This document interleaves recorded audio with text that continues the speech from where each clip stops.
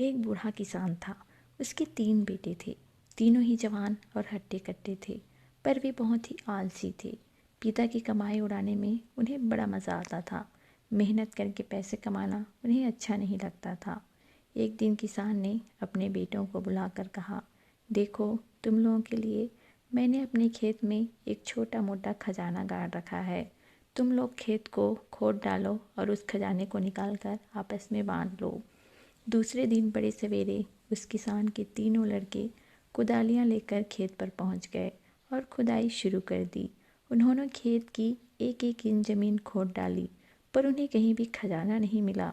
अंत में निराश होकर वे अपने पिता के पास पहुँचे। उन्होंने कहा, पिताजी, हमने पूरा खेत खोद डाला, पर हमें कहीं भी खजाना नहीं मिला। किसान ने जवाब दिया, कोई बात नहीं, तुम लोगों ने खेत की बहुत अच्छी खुदाई की है। अब मेरे साथ आओ, हम इसकी बुआई करें। बाप बेटों ने मिलकर खूब लगन से खेत की बुआई की। संयोग से उस वर्ष बरसात भी समय पर और बहुत अच्छी हुई। खेत में खूब पैदावार हुई। फसल पक जाने पर खेत की शोभा देखते ही बनती थी। तीनों बेटे ने बड़े गर्व से अपने पिता को लहलहाती फसल दिखाई। किसान ने कहा, वाह, क्या खूब फसल हुई है। यही है वह खजाना जिसे मैं तुम लोगों को सौंपना चाहता था।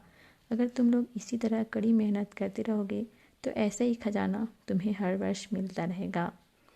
इस कहानी से हमें यह शिक्षा मिलती है कि मेहनत का फल हमेशा मीठा रहता है। मेहनत करने से कभी भी घबराना नहीं चाहिए। कमेंट सेक्शन में बताइएगा कि यह कहानी आपको कैसी लगी। इसी प्रकार की और कहानियाँ सुनने के लिए हमारे चैनल को सब्सक्राइब करें।